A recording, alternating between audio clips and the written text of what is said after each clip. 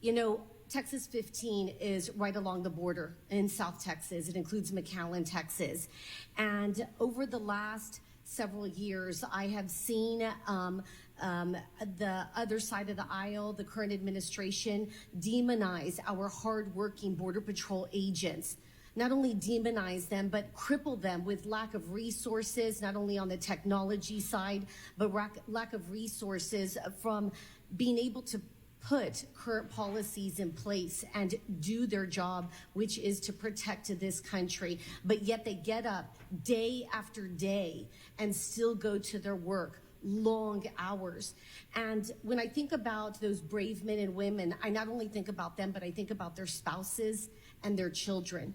Because the stories that you don't hear are the stories about how these men and women, when they go and pick up children who've been abandoned, because the cartels, they just leave these children on lands. Children at the age of 1, at the age of 2, of 3. Our Border Patrol men and women are carrying these babies. They're helping women to give birth on the banks. The reason that I came today and asked to be waived on is because they need a voice. They need a voice to stand up for them, to show them that the people in Congress care. Well, at least some of them.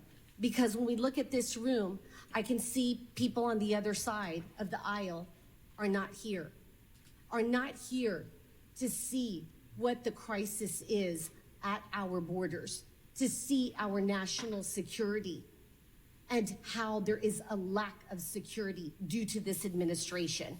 That being said, I want to say that Chief Scott, you were here under the previous administration, and my understanding from speaking to my friends in Border Patrol in the RGV sector is that you put together many processes and put them in place in order to be able to facilitate the immigrants coming through and how to properly put them through the borders. That being said, there were various executive orders under the previous administration that seemed to work. Can you tell me how the executive orders from the previous administration and the executive orders from this administration have changed? During the last administration, and the Trump administration gets labeled with a lot of this, but under Secretary Wolf's guidance and others, we put together integrated teams, and we had a simple question put in front of us. Literally every week, we had to go back to the White House and give answers. What can we do to secure the border and protect America? In all the EOs that went in place, MPP, the asylum cooperative agreements, I was sending Border Patrol agents to countries down south, left and right, to build relationships with them and just simply get them to enforce their own laws. It was all about protecting America. And then on January 2021, everything switched. Every one of those policies that actually showed progress and improved and protected America was replaced with messages that said, speed up the processing as fast as you can. We're not into the deterrence business anymore, and we need to find new ways to get more migrants into the United States. So do policies work? Policies do work. Rhetoric works short time, but policies and actions work long term. And I believe Mr. Edlow is really a key into some of those policies, and he may have. And before I go to you, let me ask you one last question. Mr. Scott, how many people did you personally parole into this country? So while I was chief of the Border Patrol, that authority was delegated to sector chiefs, and not to try to get out of it, but because that's how much we cared about it. Mm-hmm. There's 20 sector chiefs nationwide. So when I was a sector chief, in a year, I think the most paroles I ever did was about 10. And the things that people are missing is there was a very in-depth threat assessment done with every one of those individuals. There was a plan to keep track of them. And then when whatever the reason was done, we physically made sure the person was removed to the United States consistent with the law. That being said, how does that compare with the current administration and the amount of paroles that are let into this country? We were using it consistent with the law, case by case, individual determination. From my understanding, the way it's being used now is just a blanket way to get people out of stations, avoid the optics of people backed up in Border Patrol stations. And I think that's where this is of real concern, is it all goes to optics when it's convenient to the Biden administration. With that, I yield back. Gentlelady yields. I now recognize the ranking member for his closing comments. Thank you, Mr. Chairman. We've had the opportunity to engage in a dialogue about what we hope we can do together. And, for me, I think today was challenging because it feels a move away from working together across the aisle on a lot of the challenges that we have to face, including the border. It's a move away from trying to come to a comprehensive approach to immigration reform. The fact that the report was issued this morning without consultation with minority, with the staff. And I want to be clear about one thing. Secretary Mayorkas has not violated the law. He and the Department of Homeland Security have been working to secure the border every day. I've been to the border twice since January. I went with a delegation of Democrats from Homeland Security. So we have an interest in dealing with this issue directly and availing ourselves of the opportunities to deal with people directly who are at the front lines. So we're not running from this issue, but we are trying to work at it in a constructive manner. If you talk about the administration, Secretary Mayorkas has increased efforts to go after smugglers. We talk about additional legal pathways to enter the United States, but that actually hurts the cartels and smugglers' business model. So by creating constructive, actual avenues for people to come here legally, it undermines what the cartels are trying to do at the border. And the numbers are what they are. Encounters at the border are down. We don't all have to agree with the administration's policies, but the facts show that they are, in fact, effective. I do hope that in the future we can have real substantive discussions on the threats facing our nation. It's critically important that we do so. I hope we can do so under different circumstances, and I look forward to doing that work because we are here to create solutions for all of our constituents, and I look forward to those days. I yield back. Gentleman yields, and recognize myself for a few closing comments. First, I just want to reiterate that we're looking at a cause and effect. And the cause is policies that we're working. You can look at the numbers that were coming in, and those policies were thrown away. Migrants listened to the president about granting asylum and all of this stuff, granting permission to just basically come into the country, and they came and they tested the system. And those who got here made phone calls back home, and the wave of people started. This notion that a migration crisis has occurred and we're responding to it is wrong. We created a migration crisis by creating an incentive for people to come here. We opened our border, people tested it, and they called home, and now more are coming. Not hurricanes, not earthquakes, not changes to our immigration law, not changes to the budget at CBP, not changes to the number of Border Patrol agents. What changed were policies. And it has created a mass migration wave from 160 countries of people coming to the United States. Tragically, the drug cartels have taken advantage of this. They seized on the opportunity to use people, to pay them up to $13 billion, transferred to some of the most heinous people. We've seen the images. We've seen the videos of them burning human corpses they've executed. Yet, we're trying to find, some excuse for this. The excuse, the cause and the effect is policies and a mass wave and cartels who are manipulating the situation. Add to that the tactics and strategy of the cartel to overwhelm Customs and Border Patrol with mass waves of people, thinning of the line in order to process, frees up the cartels to come right across the border in their carpet shoe wearing backpacks full of fentanyl, and we've seen the piles of the backpacks in Arizona and Texas. The effects. Americans are more unsafe, period. And all you have to do is look at that little baby from France who was visiting the United States, crawling around on a VRBO carpet, and encountered fentanyl left from someone before. And that baby died. How many Americans take their kids to the hotel How many Americans go to a VRBO and say, you don't know if you're safe in the United States of America because of the policies of this administration and this secretary? We know that rapists and murderers have been released, and that's not counting the population of the gotaways. We've got percentages in the folks that have turned themselves in. Why would you be a gotaway, by the way, if you know if you're just here to get in for economic purposes or even asylum? Why just turn yourself in and you'll get released into the country? Why would you be a gotaway? 1.5 million of them in the United States now. What percentage of that 1.5 million are murderers or rapists or drug dealers or cartel members? Mr. Mayorkas can't answer that question. We're going to have Mr. Mayorkas back here. But no one can answer that question. Americans are unsafe because of this open border. National security, 200 plus terrorists versus 11. That tells you that the terrorists are trying harder and harder to get into this country because they know the policy, that the door is open. National security. This chart is incredible. You look at the past several years, there's not much statistical difference in those years, but suddenly in this year, look at the Chinese nationals pouring into this country. And we have reports from sector chiefs saying they're PLA associated.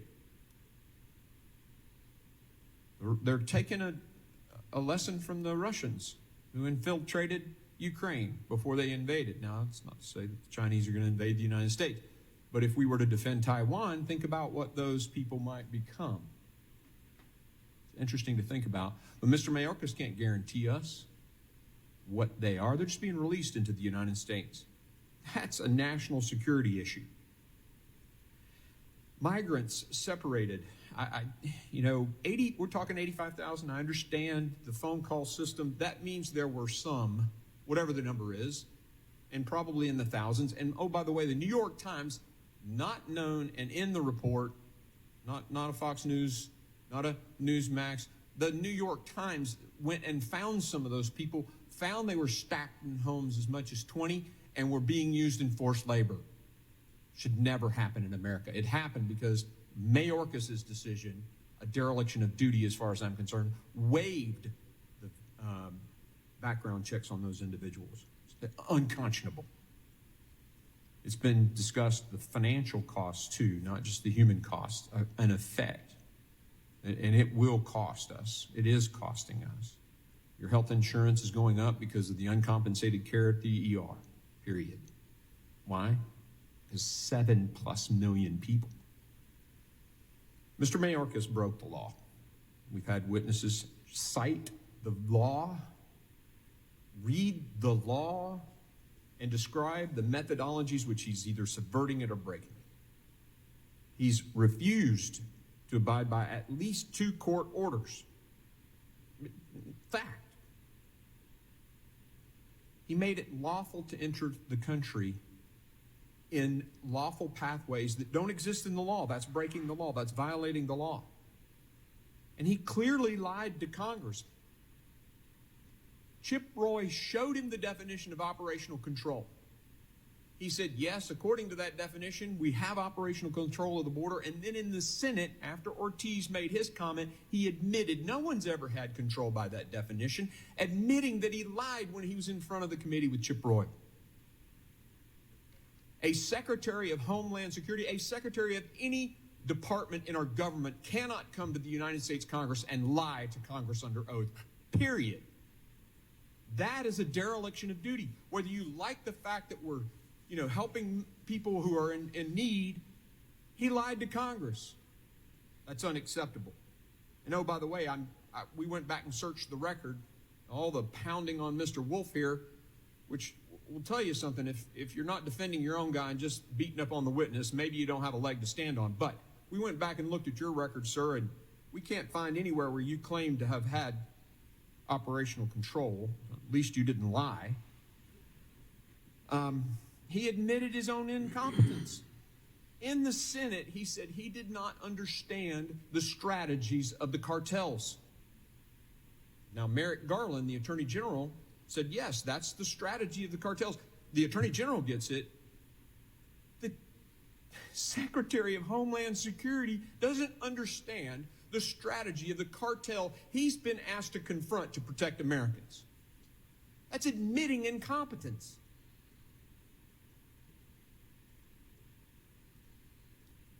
I want to correct the record on a few things, too. Asylum is the heart of our country trying to help people in need. I get it. Appropriate. Abuse of asylum laws for a political purpose is wrong. And asylum is not granted to people, if you read the law, just because they're coming from a corrupt government or from a crime-ridden area or poverty. Asylum is granted when a government is pursuing an individual. The UN Charter is very clear. When a refugee is seeking asylum and they go into another country, that country is supposed to take care of them and not pass them on to another country. That's in the United Nations Charter. Why is this happening all over Central America? And why are we accepting that that's okay? We signed the UN Charter. They signed the UN Charter. Let's enforce it. There's insinuations that because we want to see the rule of law in place, that we're somehow anti-migrant or anti-charity. When I ran my healthcare company, I built a not-for-profit for a lot of reasons. I wanted to hire physicians to join my company that had a heart to serve people. So we had a not-for-profit, and we paid those doctors expenses so that they could do foreign trips and we could run free clinics. I want to serve people. But the government doesn't get to pick where my charity goes. The government doesn't get to decide that Mark Green's taxpayer dollars are going to go for taking care of maybe I want to give my charity to Gold Star families. The family members of dead Americans who fought for this country. Maybe that's where I want my charity to go. Maybe I, want to plant trees and save the environment. Best vacuum cleaner for CO2 on the planet is a tree. But I'm having to pay taxes that the president gets to decide where that charity goes? No. Been an accusation today that the GOP has done nothing. We just passed a border security bill that addresses all these issues. Ms. Acer, you said that we shouldn't say that the border is open because it might incentivize more people to come. I think that's what the implication of what you were saying. I couldn't agree more. That's why we're having the migration crisis, is we opened the border. The president said it in his campaign. People come and they call, and now they're coming into the country. I agree. It creates an incentive, and you apparently do too. Immigration is not our committee. Here's another thing. Oh, maybe I misunderstood you, but that's what I thought you said. But immigration is not our committee. We don't get to solve the immigration problems. People here today have talked about, hey, we got to fix immigration. Yeah, we got to fix immigration, but if you create more of an incentive for people to come, they're going to come. You have to secure the border first. You secure the border, then we'll fix immigration. I couldn't agree more on that. NGOs. Not all NGOs are bad. Not all NGOs are good.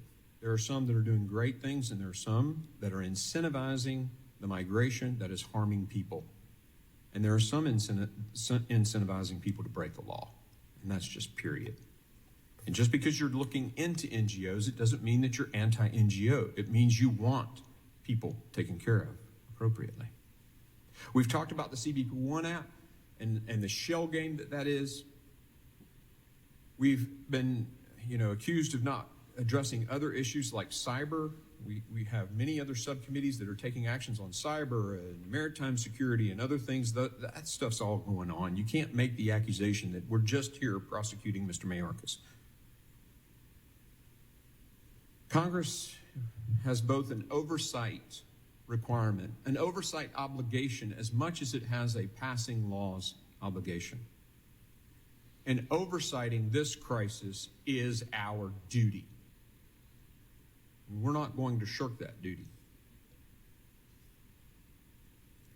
And it is revealing that Democrats today spent far more time baselessly attacking Mr. Wolf than defending Secretary Mayorkas and his policies. If you examine the facts, there is no defense for his dereliction of duty. This is just the beginning of a lot of hearings fulfilling that duty for oversight. We will get to the bottom of what's going on at our southern border. We will characterize the costs to the American people, and we will inform them and hopefully inform the president.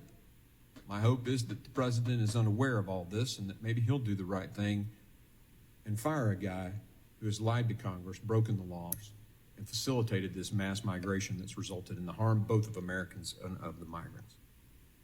I want to thank the witnesses for their valuable testimony today, and all of our members for their questions. As I said at the beginning, we were going to disagree. We did. But that's what this is all about. It's the sausage making, as they say. The members of the subcommittee, the committee, may have some additional questions for the witnesses, and we would ask that the witnesses respond to those in writing, pursuant to Committee Rule 7D. The hearing record will be held open for 10 days for such purposes. Without objection, the committee stands adjourned.